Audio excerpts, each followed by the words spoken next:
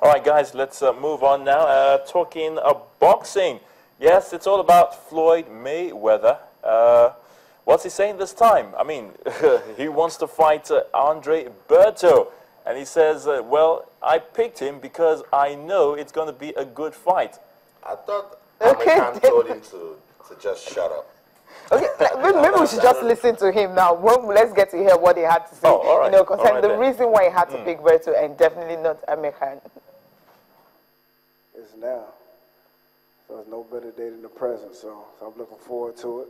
I said, I've been knowing this man right here to the right for a very long time, and he ain't no stranger to me at all.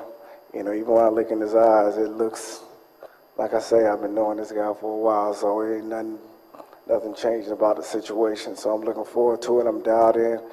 We're already heavy in camp. It's September 12th. Everybody, you definitely do not want to miss this. I'm okay. You know, I'm very well off. But I'm pushing myself. Actually, I'm working, I think, harder this camp than I did last camp, I would say. But, you know, you can never overlook any opponent. You know, I'm not overlooking this guy. Got to stay focused. Got to continue to push myself. I'm a part of boxing. I'm still a part of boxing. It's just, you know, my last fight, you know. My health is more important at this particular time. I'm getting older. You know, I'm still wise, still witty. But, you know, boxing is a young man's sport.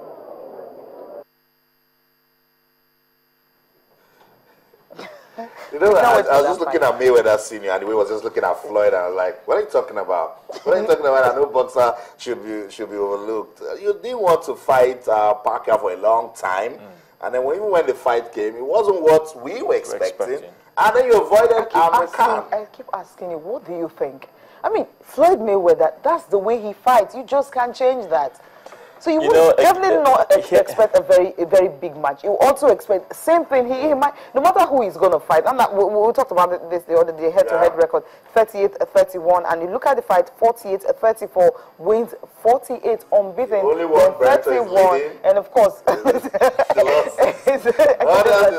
Mayweather Jr. all the way. You're still going to expect the same Floyd Mayweather way of fighting. That's more like a match. You won't say it's a fight.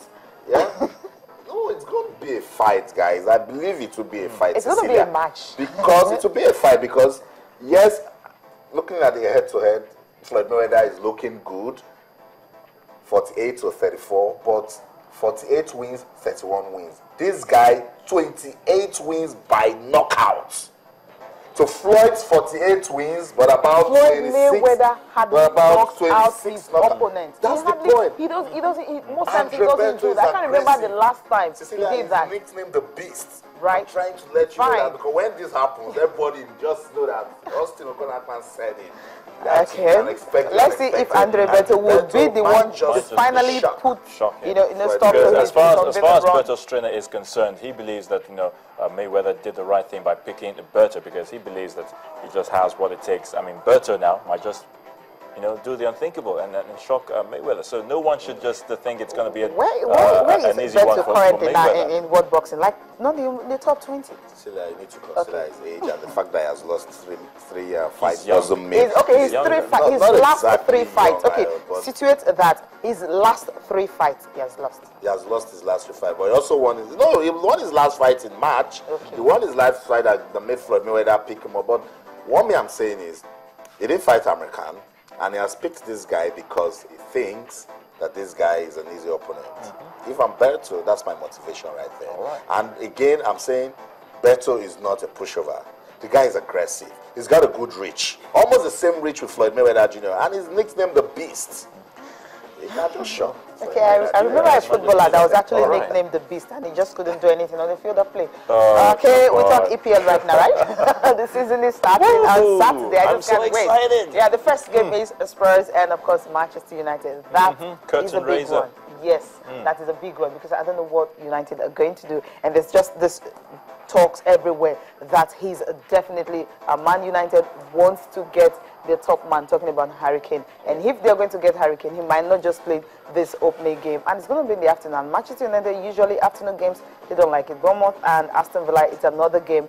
Everton, Watford, another game to also look forward to. Leicester City and Sunderland. Returning to the EPL after a long time.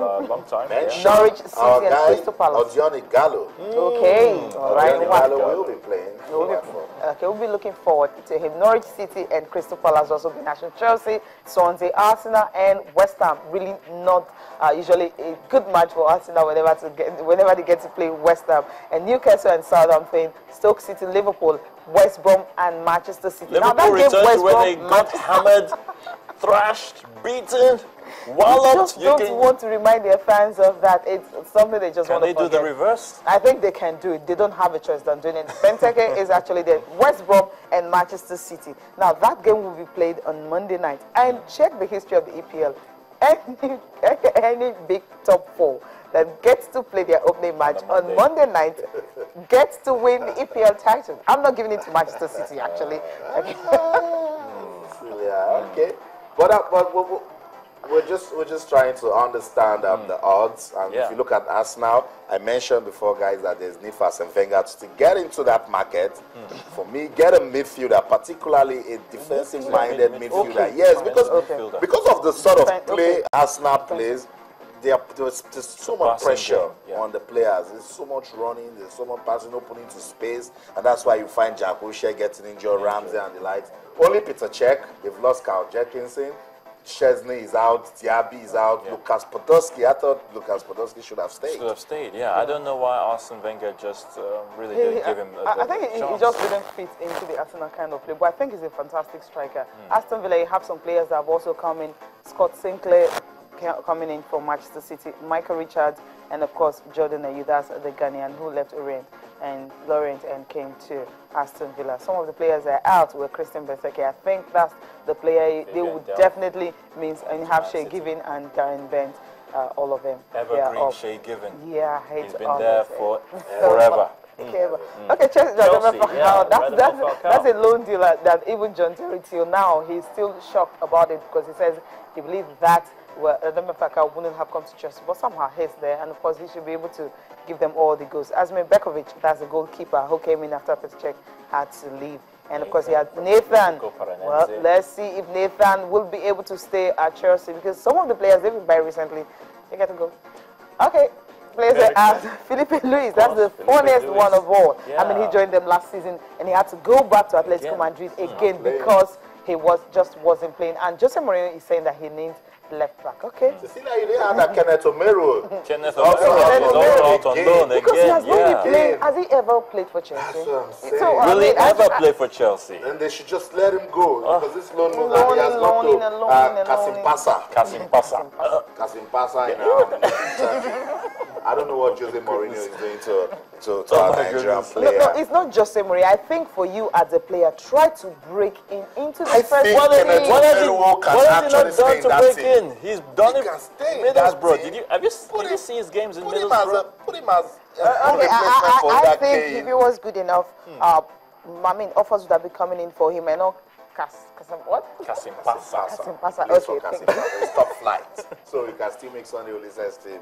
Kasim Pasa. Okay. Let's just quickly talk about Manchester United. So much talks around Bastian Schweinsteiger and Morgan Schneiderlin. Schneiderlin, I look at his record and I'm saying that where is 25, so much prospect, but he's just coming from Southampton. So much pressure on him for that defensive midfield with Manchester United. I think United might still struggle.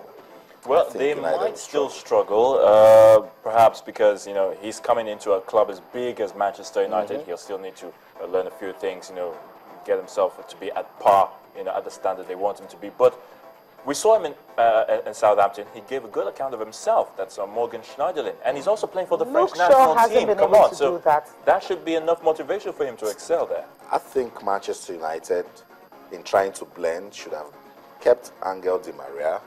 I think Robin Van Persie. You cannot keep a player that wants to leave.